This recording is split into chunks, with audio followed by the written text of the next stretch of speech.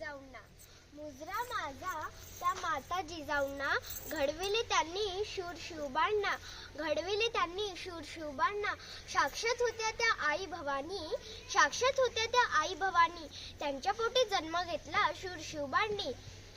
सन्माननीय व्यासपीठ, व्यासपीठावरील मान्यवर, माझे मैत्र मैत्रिणींनो, सर्वांना माझा नमस्कार. माझे नाव सिद्धी आहे. मी आता 4थ्या वर्गात शिकत आहे. मी तुम्हाला मा जिजाऊ यांच्याबद्दल थोडक्यात मनोगत व्यक्त करते.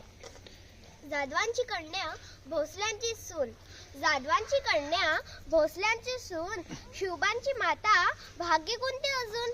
हिंदवी स्वराज्याची पताक नवी डोलते, लक्ष देऊ नाही का. मी जिजाऊ बोलते, मी जिजाऊ बोलते.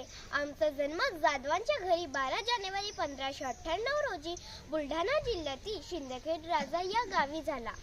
आमच्या वडिलांचे नाव लखुजी जाधव तर आईचे नाव माळसाबाई उर्फ गिरिजाबाई असे होते.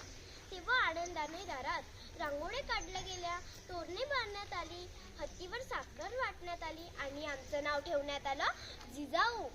बालपणापासून आम्हाला घोडसरी आणि युद्ध यांचे शिक्षण मिळण्यात आले.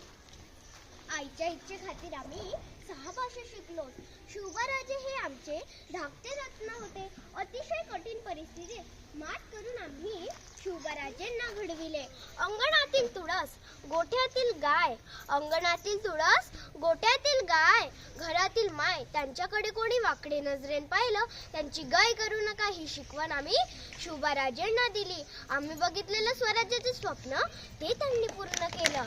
म्हणूनच म्हणते बाळांनो, जय भवानी जय शिवाजी, जय भवानी जय शिवाजी. तेव्हा आमचा ऊर अभिमानाने भरून येतो.